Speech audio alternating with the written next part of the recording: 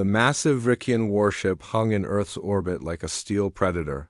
Its dark hull absorbed sunlight rather than reflected it, creating an ominous shadow against the blue planet below. Inside the command center, Admiral Zixthorax studied the holographic displays of Earth with 6 yellow eyes that blinked in sequence. "Such a small world," he said, his scaled fingers tapping against the metallic console. "Yet they have spread across it like a disease." General Kavoth, his second-in-command, nodded in agreement. "Our scouts report they are physically weak. Their bones break easily, their skin tears, they tire quickly. And yet they have survived numerous extinction events," Admiral Zixthorax replied. "We must not underestimate them simply because they look fragile." The galactic hegemony had discovered Earth just 3 weeks ago. As the military arm of a coalition of 27 advanced alien species, the Vrikians were tasked with assessing new civilizations. Those deemed worthy became allies. Those found wanting became servants. It was the way of the universe. The strong commanded, and the weak obeyed. "The human delegation approaches," announced a junior officer. The admiral straightened his ceremonial armor. "Let us see what these creatures are made of." On the small transport shuttle, Commander Eric Porter took deep breaths to steady his nerves. At 42, he had seen enough combat to know when he was outgunned. The Vrikian vessel was larger than anything humans had ever built, with weapon systems that could likely turn Earth to ash in minutes. "They're scanning us again," said Lieutenant Samantha Wright, her eyes on the shuttle's sensors. At 35, she was the Earth Defense Force's top tactical specialist, with a mind that could process battlefield variables faster than most computers. Dr. Frank Harrison looked up from his tablet. "Fascinating. Their technology seems to function on principles we've only theorized about." The xenobiologist had spent the last week studying the limited data they had on the aliens. Sleeping barely 4 hours a night, Porter nodded. "Remember, we're here to establish peaceful contact, but stay alert. We don't know their intentions." What the aliens didn't know was that Porter wasn't just a diplomat in a neat uniform. Before taking command roles, he had spent 15 years in special forces, surviving conditions that had killed stronger men. His handshake was firm, but his eyes missed nothing. The shuttle docked with a soft thud. A hissing sound filled the cabin as pressures equalized. The door slid open to reveal a long corridor lined with guards whose armor made them look twice as wide as a human. "Follow me," said a translator device carried by one of the smaller aliens. "Admiral Zixthorax awaits." The humans walked in silence, their footsteps echoing on the metal floor. Porter noticed how the ship's gravity was slightly stronger than Earth's, a small disadvantage designed to make visitors feel weak. He adjusted his posture, refusing to show straying. The command center doors opened to reveal a circular room filled with screens and holograms. In the center stood Admiral Zixthorax, nearly 7 feet tall with mottled green skin and a ridge of bony plates running down his spine. "Welcome aboard the Dominance," the admiral said through his translator. "I trust your journey was comfortable?" "Very, thank you," Porter replied with a diplomatic smile. "On behalf of Earth, we appreciate this opportunity for dialogue." The admiral gestured to seats around a large table. As they sat, Porter noted how the alien chairs were designed to put humans at a lower eye level, another psychological tactic. "Let us speak plainly," General Kavoth said, his translator giving his words a harsh edge. "Your civilization is young. Your technology is primitive compared to ours. The hegemony offers protection and advancement to species who know their place." Wright's hand tightened slightly on her chair, but her face remained neutral. Harrison typed notes into his tablet, seemingly fascinated rather than offended. Porter leaned forward. "With respect, General, Earth has faced many challenges throughout its history. We've learned that appearances can be deceiving. Words," Kavoth dismissed with a wave of his hand. "All species boast of their strength until truly tested." "Admiral." Zixthorax made a sound that might have been a laugh. "Perhaps a demonstration would be beneficial. Would you care to observe our training facilities? The place where we forge the hegemony's finest warriors?" Porter exchanged quick glances with Wright and Harrison. This was unexpected but potentially valuable. "We would be honored," Porter said. They were led through corridors filled with aliens of different species, all moving with military precision. The Vrikians explained how the hegemony had brought order to a chaotic galaxy, how their superior discipline had ended wars and advanced civilization. The training center was enormous, a series of connected chambers filled with technology Porter could barely comprehend. Alien soldiers moved through obstacle courses where gravity shifted unpredictably. Others faced holographic enemies in combat simulations. Some were connected to machines that seemed to test their mental endurance. "This is the Crucible," Admiral Zixthorax explained with evident pride. "Every warrior in the hegemony must complete this training. It takes one full cycle of your sun, what you call a year, to master." They watched as a large, four-armed alien collapsed during a simulation. Medical staff rushed in to revive him. "Only 3 in 10 complete the program," General Kavoth added. "It separates the worthy from the weak." Porter studied the training modules carefully. He noted the patterns in the simulations, the way the aliens fought, the weaknesses in their formations. Beside him, Wright was doing the same, her eyes missing nothing. "Impressive," Porter said. Then, surprising even his own team, he added, "How would you feel about humans attempting your training?" The room went silent. Then General Kavoth laughed. "I sound like rocks grinding together?" "You would not survive the first module," he said. Porter shrugged. "Perhaps. But if we're to understand each other, seeing our capabilities firsthand would be valuable." Admiral Zixthorax studied Porter with newfound interest. An intriguing proposal. "But the Crucible takes a year to complete." "We wouldn't need a year," Porter said calmly. "Give us 24 hours. The alien generals looked at each other in disbelief. Then they began to laugh. "24 hours?" Kavoth repeated. "Impossible." "Then you have nothing to lose by allowing us to try," Porter countered. The Admiral's 6 eyes blinked in sequence again. "Very well, Commander. Assemble your team. Tomorrow you will enter the Crucible. When you fail, and you will fail, perhaps then you will understand your proper place in the hegemony." As they returned to their shuttle, Harrison whispered, "Are you sure about this, Commander?" Porter nodded. "Contact Earth. Tell them to send Doyle, Martinez, Patel, Sullivan, and Rodriguez. The best we've got." Wright smiled slightly. "They think they're testing us." "That's their first mistake," Porter replied as the shuttle doors closed behind them.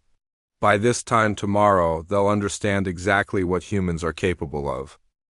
6 hours later, a second human shuttle docked with the Vrikian warship.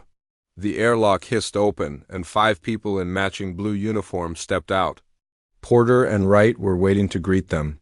"Welcome aboard the Nightmare," Porter said, with a slight smile. "Hope you brought your running shoes." Captain Lisa Doyle stepped forward first. She was in her late 30s with short brown hair and eyes that missed nothing.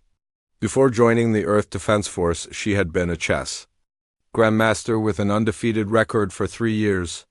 "Commander," she said, shaking Porter's hand. "Got your message. Sounds like fun."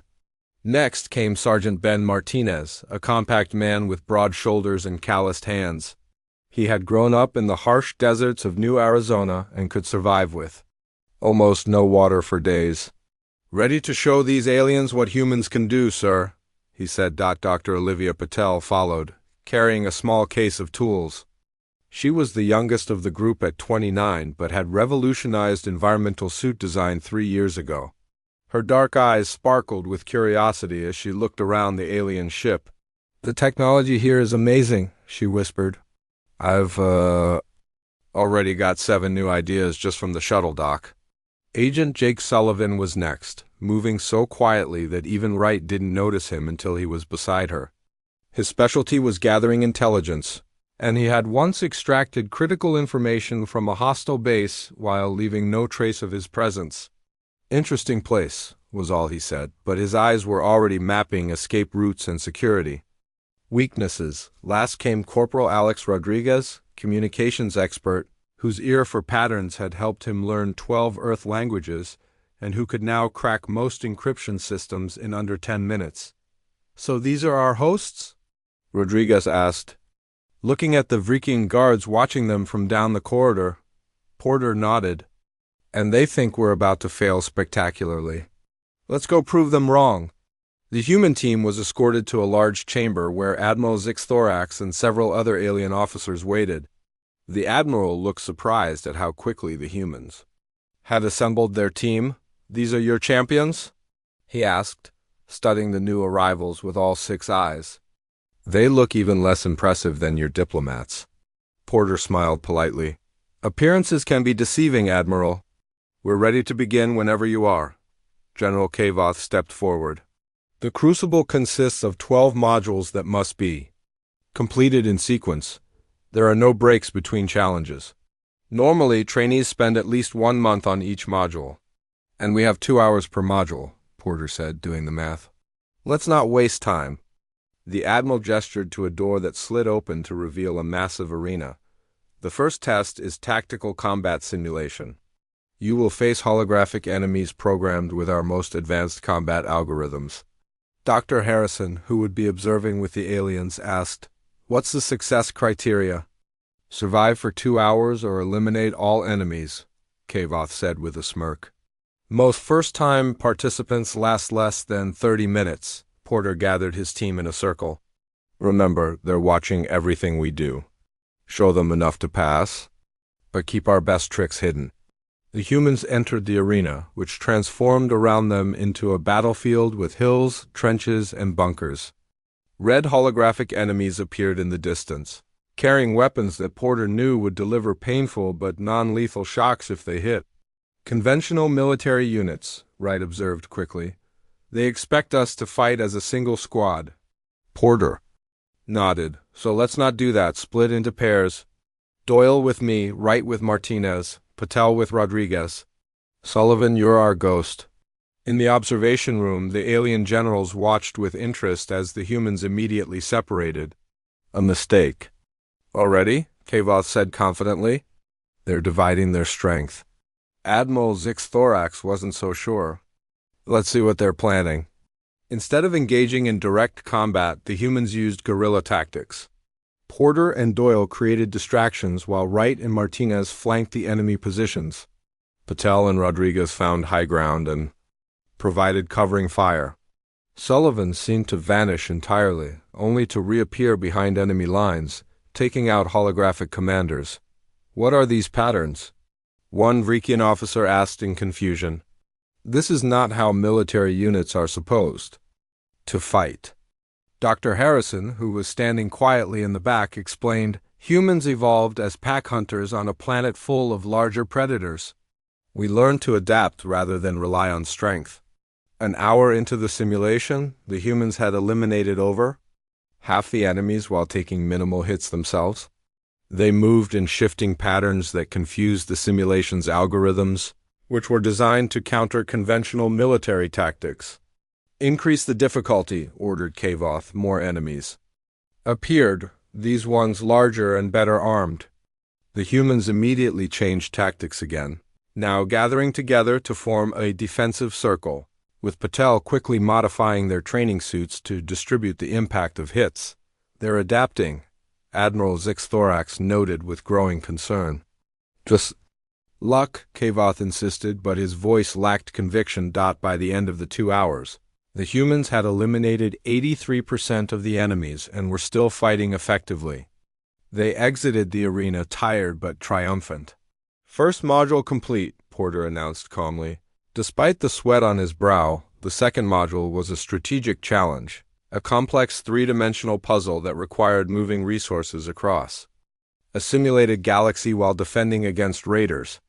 This type of puzzle typically took Vrikian officers days to solve. Captain Doyle stepped forward. "This one's mine," she said. The aliens watched in disbelief as Doyle approached the problem differently than any hegemony trainee ever had.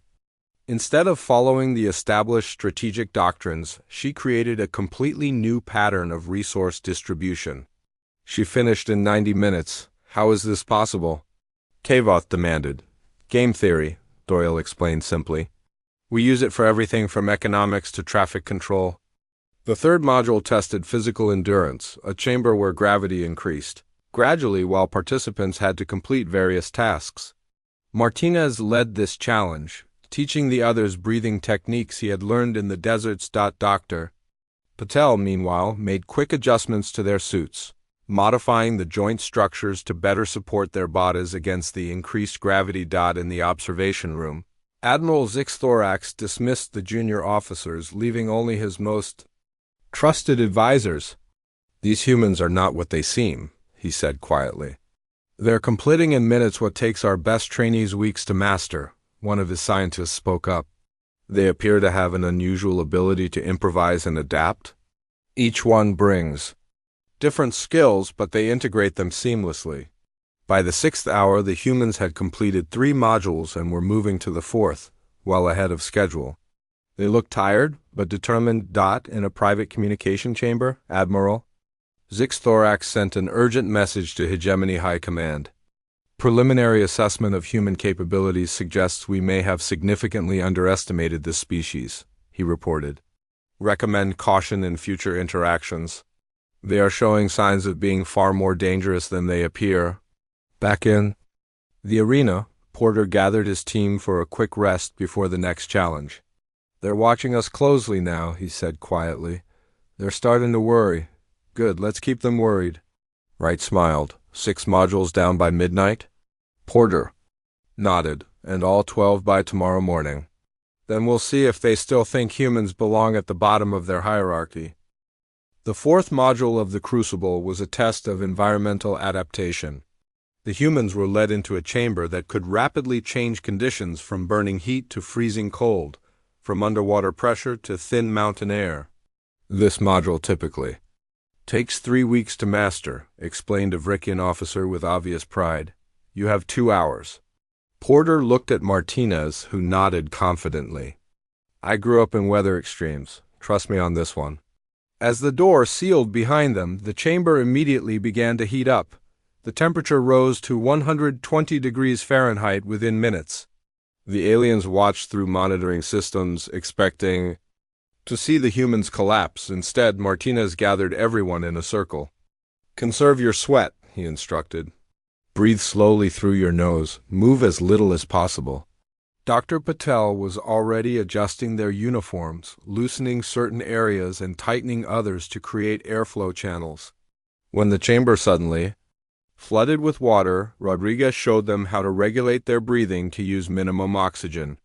"He can hold his breath for over 4 minutes, Wright explained to the others. Former competitive swimmer. In the observation room, Admiral Zixthorax studied the humans' life signs on the monitors. "Their heart rates should be spiking, but they're staying controlled," General Kavoth grunted. "The real test comes when, before he could finish, the chamber transformed again, now simulating high altitude with thin, freezing air." Some of the watching aliens nodded in satisfaction. This part of the test often broke even the strongest hegemony trainees, but once again, the humans adapted. Doyle led them in synchronized breathing patterns she had learned during mountain climbing expeditions. Sullivan produced small heat packs from hidden pockets in his uniform, sharing them with teammates to keep their core temperatures stable. By the end of the 2 hours, the humans had endured 12 extreme environment changes without any failures. They emerged from the chamber tired but intact. "4th module complete," Porter announced calmly. Though his voice was slightly hoarse from the dry air, the alien generals exchanged troubled looks. "They should not have been able to do that," one whispered to Admiral Zixthorax. The admiral's 6 eyes narrowed. "Bring in the xenobiologist. I want to know what we're missing about human physiology." The 5th module was a test of communication and code breaking. The humans were presented with a series of hegemony encryption systems and given the task of deciphering critical messages within the time limit. This was where Rodriguez truly shined. His brain, wired to recognize patterns in language and data, quickly began to identify the structure of the alien encryption. "It's actually not that different from systems we use," he explained to the team. "They're just using a base 16 system instead of our base 10. While Rodriguez worked on breaking the main codes, Sullivan noticed something the aliens didn't expect. The encrypted messages contained information about hegemony fleet movements and weapons capabilities.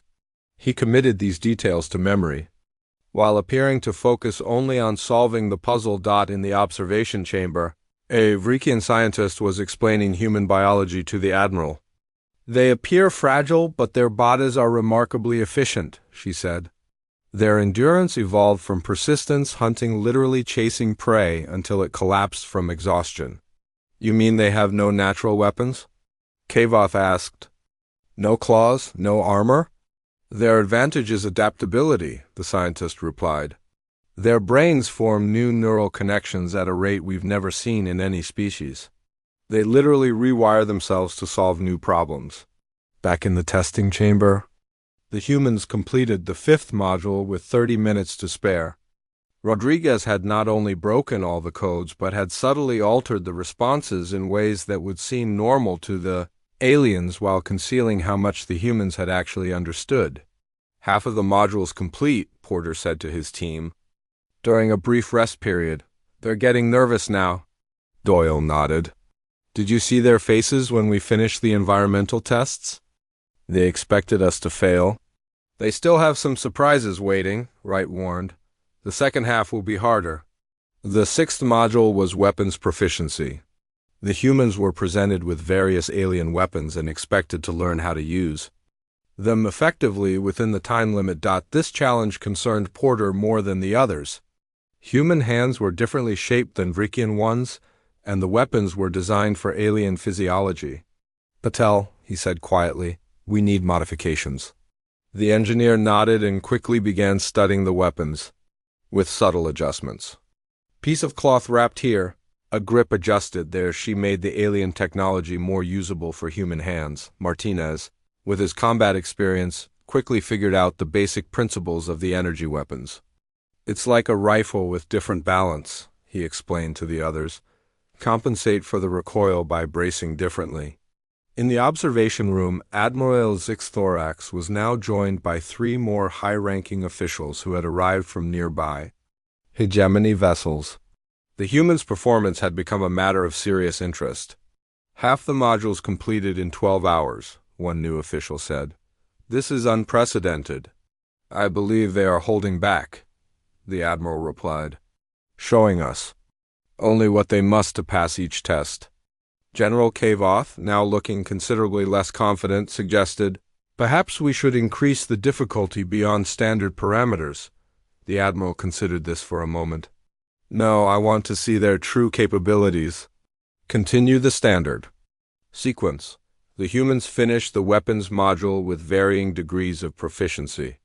Sullivan and Martinez scored highest, with Wright close behind. Even Patel, who had never held a weapon before joining the Earth Defense Force, managed to hit 70% of the targets. As they prepared for the 7th module, a test of navigation through a constantly shifting maze, Porter gathered his team for a quick assessment. "We're ahead of schedule," he said. "But they're watching us more closely now. Sullivan, what have you noticed?" The intelligence agent spoke softly. "More senior officials have arrived.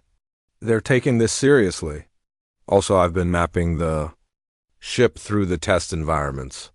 I now know the location of their engine room, weapons systems, and command center." Porter nodded. "Good. Patel, how are you holding up? You've been working nonstop on our equipment." The young engineer smiled tiredly. "I'm fine, Commander. And I've learned so much about their technology already. There are weaknesses in their systems I never would have imagined." As they entered the maze for the 7th module, Admiral Zixthorax turned to his most trusted advisor. "Contact the Hegemony Council," he said quietly. "Tell them we may need to reconsider our approach to Earth. These humans are not what they seem." On the screens, they watched as the humans entered the maze, immediately splitting up, but somehow maintaining perfect communication despite the interference fields designed to block signals. "How are they doing that?" Kavoth demanded. No one had an answer. What they couldn't know was that Rodriguez had developed a simple tap code that traveled through the floor vibrations, allowing the team to coordinate without speaking. The humans weren't just passing the tests. They were learning everything they could about their potential enemies. 16 hours into the challenge, the humans had completed 8 modules. They were now entering what the Vrikians called the breaking point, the 9th module, which tested mental fortitude through a neural interface simulation. This was where most hegemony trainees failed, often emerging with psychological damage that took weeks to heal. This test will connect directly to your minds, General Kavoth explained, unable to hide a small smile. It will present fears, painful memories, and impossible scenarios. Most cannot endure it. Porter looked at his team. They were tired, with dark circles under their eyes. Martinez had a slight limp from the weapons test. Patel's hands shook slightly from exhaustion, but their eyes remained determined. "We've faced worse," Porter said simply. In the observation room, Admiral Zix-Thorax spoke privately with his science officer. "Is this safe for their species?" "Their brains are structured differently than ours. The system adapts to each subject," the scientist replied. "But I must warn you, we have limited data on human psychology. Their responses may be unpredictable." The Admiral nodded slowly. "Proceed with caution. I want them tested, not destroyed."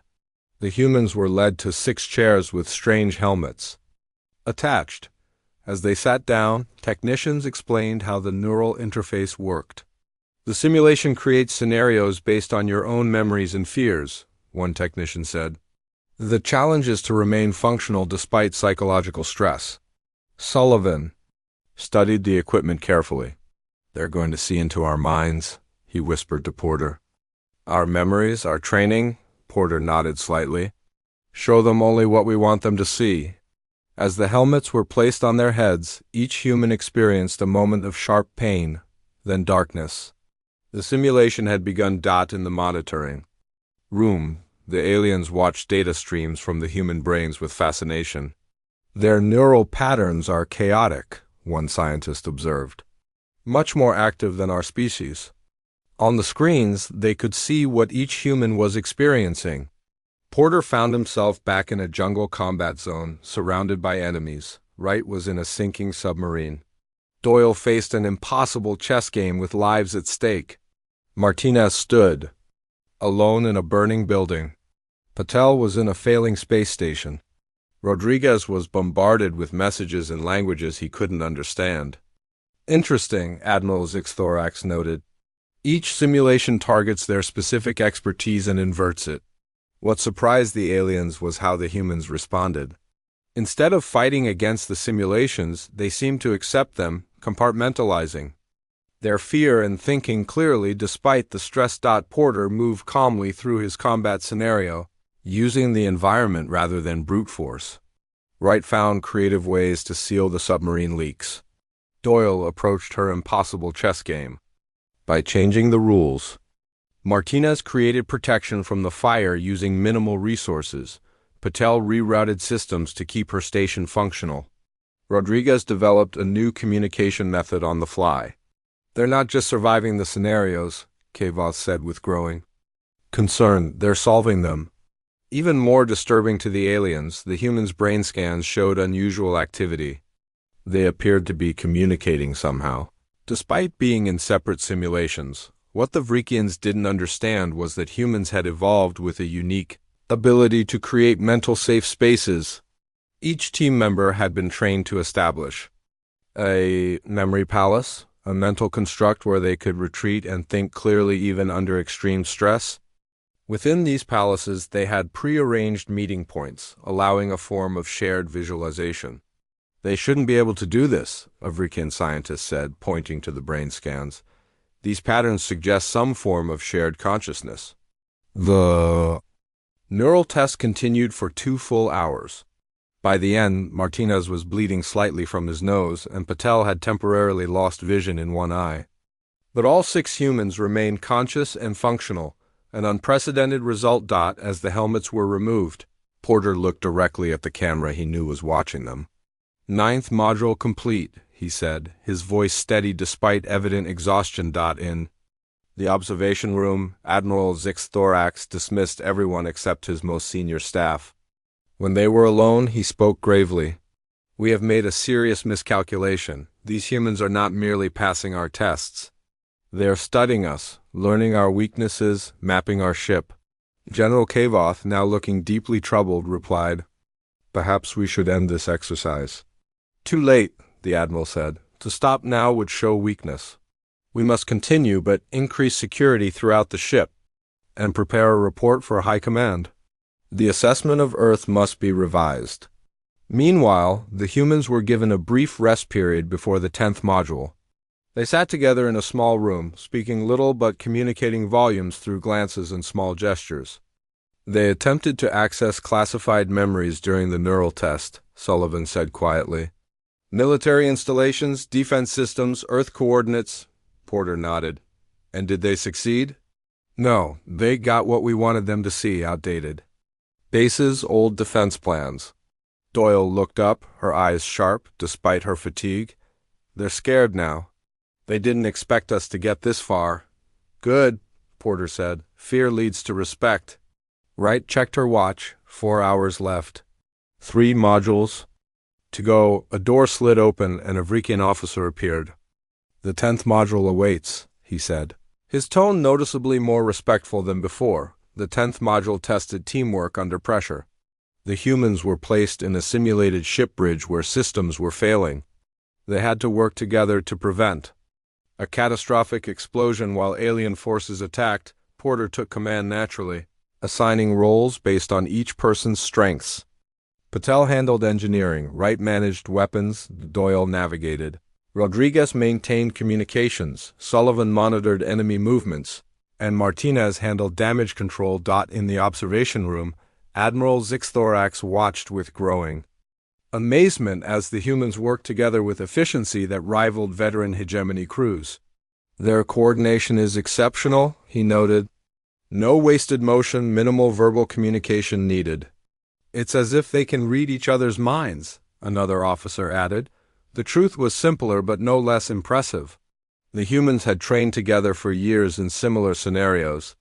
They had developed a shorthand language of gestures and code words that allowed them to communicate complex ideas with minimal effort. As the simulated ship rocked with enemy fire, Porter made quick decisions that surprised the watching aliens. Rather than following standard hegemony tactics of retreating to repair, he pushed forward aggressively, finding weaknesses in the enemy formation that shouldn't have been obvious to outsiders. "He's using our own tactical doctrines against us," Kavoth realized. But how could he know them? The answer was staring them in the face, though they didn't yet grasp it. Through each module, the humans had been learning, adapting, and integrating hegemony knowledge into their own strategies. As the 10th module ended successfully, Porter gathered his team for the final push. They had just 4 hours to complete the last 2 modules. "Almost there," he encouraged them. "They're watching us more closely than ever now. Whatever happens in these last tests, remember why we're here." The humans nodded in understanding. This had never been just about passing the crucible. It was about showing the hegemony exactly what humanity was capable of making them think twice about any plans for conquest. The 11th module of the Crucible was designed to test leadership under impossible conditions. It was a simulation where no matter what decisions were made, lives would be lost. The question was not whether the leader would succeed, but how they would handle inevitable failure. Porter was designated as the leader for this test, with his team serving as his officers. They entered a simulation chamber that recreated the bridge of a hegemony flagship. Around them, holographic crew members waited for orders. "Your colony worlds are under attack," a Vrikian instructor explained. "You have limited resources and must decide which to save and which to sacrifice." Porter nodded grimly. He had faced similar scenarios in Earth military training. What the aliens didn't know was that humans had centuries of ethical philosophy. Dealing with these exact dilemmas. In the observation room, Admiral Zixthorax and his senior staff watched with intense interest. This test revealed much about a species' core values. "Begin simulation," the Admiral ordered. The humans were immediately presented with distress calls from 3 colony worlds. Each reported different emergencies. One faced a biological weapon, another was under heavy bombardment, and the third was being infiltrated by enemy forces. "We can only reach one in time," the holographic first officer informed Porter. "The others will likely be lost." Porter studied the information carefully. Then he did something that surprised the watching aliens. He called his team into a huddle, seeking their input before making his decision. "They're discussing it collectively," one Brickin officer noted with surprise. "Most candidates make this decision alone to show strength." Admiral Zixthorax leaned forward. "Interesting. They value consensus even in crisis." What the Admiral couldn't hear was Porter's actual plan. "Standard no-win scenario," he told his team quietly. "They want to see if I'll sacrifice lives easily. But there's always another option." Porter returned to his command chair and began issuing orders that confused the watching aliens. Instead of heading directly to any colony, he divided his resources in an unconventional pattern. He sent Wright and Sullivan in a small craft to the biological weapon site, ordered Martinez and Rodriguez to coordinate the defense of the bombarded colony remotely while he and Doyle headed toward the infiltration site. "What is he doing?" General Kavoth demanded. "He's guaranteeing failure at all 3 locations rather than saving one." But as the simulation progressed, the humans revealed their strategy. Rather than trying to win each battle conventionally, they focused on critical weaknesses. Wright and Sullivan targeted the biological weapons delivery system rather than fighting the attackers. Martinez and Rodriguez helped the colonists create makeshift shelters from materials the aliens hadn't considered useful. Porter and Doyle identified the infiltrators by setting up a communication trap that forced them to reveal themselves. Against old projections, they managed to save portions of all 3 colonies rather than sacrificing 2 entirely when the simulation ended. Porter stood calmly on the bridge. "We reject the premise that sacrifice is always necessary," he said, looking directly at the observation camera. "There are always more options than what first appear." In the observation room, the aliens were silent. Finally, Admiral Zixthorax spoke. "They think differently than us. They see connections we miss." The final module, the 12th challenge, was the most difficult. It combined elements from all previous tests into one comprehensive scenario. Typically, even hegemony officers who passed the other 11 modules struggled with this one. The humans had just 2 hours remaining in their 24-hour limit. They looked exhausted. Martinez's limp was worse. Patel had dark circles under her eyes, and even Porter's voice was rough with fatigue, but their determination never wavered. "Last one," Porter told his team as they prepared to enter the final chamber. "Whatever happens, we've already proven our point." "Let's finish strong," Wright said, checking her watch. 2 hours to show them what humans are really made of. The final test placed them in a fully immersive simulation of a hegemony ship under attack. They had to navigate environmental hazards, solve complex problems, fight enemies, endure psychological pressure, and make impossible decisions, all while the scenario constantly adapted to counter their strategies. In the observation center, now filled with high-ranking hegemony officials who had arrived from nearby ships, Admiral Zixthorax watched the humans with newfound respect. "They should be breaking by now," one visiting admiral commented. "No species can maintain this level of performance for so long without rest." "These humans are different," Zixthorax replied. "They thrive on adversity in a way I've never seen." Inside the simulation, the humans faced their greatest challenge yet. The scenario kept shifting, preventing them from settling into any rhythm. Gravity changed randomly. Enemies appeared without warning. Critical systems failed in sequence. With 40 minutes remaining, disaster struck. A simulated explosion knocked Martinez unconscious and left Patel with a broken arm. In most training groups, this would have ended any chance of success, but Porter quickly reorganized his team. Rodriguez took over Martinez's duties while Wright helped Patel create a makeshift splint. They continued pushing forward, adjusting their strategy to compensate for their reduced numbers. "Look at this," Kavoth said, pointing to the monitors. "They're adapting again?" The final phase of the test presented them with a classic hegemony trap, a seemingly impossible choice between self-preservation and mission success. Most trainees either sacrificed themselves needlessly or abandoned the mission to save themselves. Porter studied the situation for a long moment. Then he smiled. "It's a false choice," he told his team.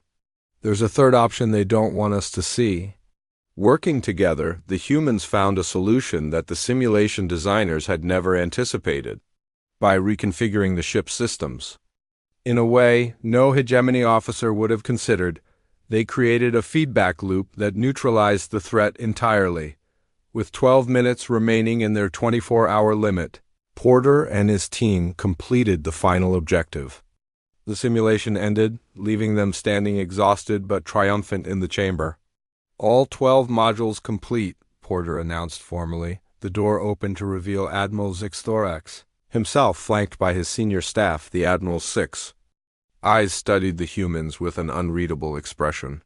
"In the history of the hegemony," he said finally, "no species has ever completed the crucible in less than 8 months.